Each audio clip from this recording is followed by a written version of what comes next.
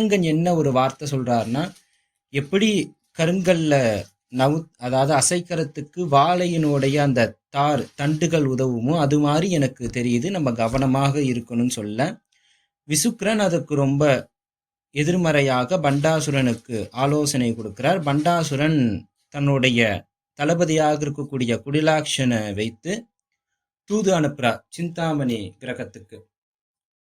அப்ப குடிலாட்சன் இந்த விஷயத்தை எல்லாம் பார்த்து அம்பாள் எத்தனை சக்தி சேனைகளோட எவ்வளவு பரிவாரத்தோட இருக்கிறாங்கன்னு குடிலாட்சன் தளபதி பண்டாசுரனுக்கு சொல்கிறாங்க.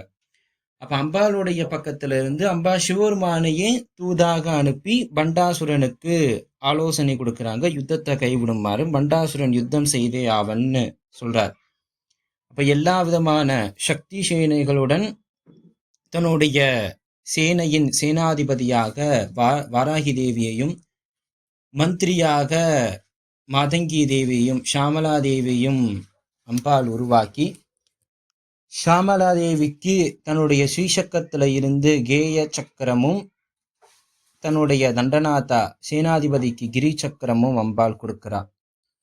அம்பாளுடைய 4 கரங்களும் 4 விதமான தேவதைகள். அப்போ முன்னிரு கரங்கள் தான் வலது கரம் வாராகி, இடது கரம் மாதங்கி. மேல இருக்கக்கூடிய கரம் அங்குச கரம்ங்கிறது அஸ்வாரூடா, பாசம் சம்பத்கரி.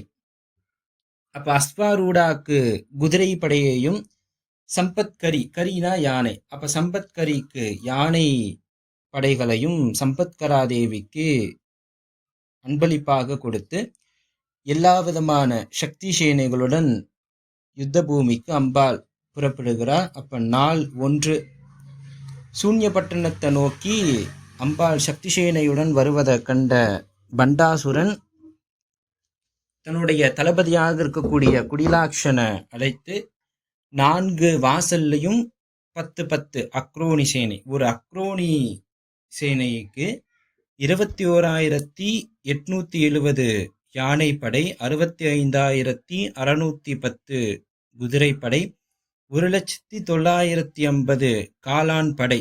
இதான் ஒரு அக்ரோனி சேனை. பண்டாசுரன் கிட்ட இருந்தது 3000 அக்ரோனி சேனை, அம்பாள் கிட்ட இருந்தது 300 அக்ரோனி சேனை. அப்ப இந்த 3000 அக்ரோனி சேனையில இருந்து 10 அக்ரோனி சேனைய ஒவ்வொரு வாசலுக்கும் சொல்லிட்டு அந்த சூன்யபட்டணத்தை பாதுகாக்கிறார். முதல் நாளாக்கக்கூடிய யுத்தத்துல துர்மதன்ங்கிற ஒரு தளபதியோட 10 அக்ரோனி சேனையோட யுத்தத்துக்கு அனுப்புறாங்க. சம்பத்கரா தேவி யானை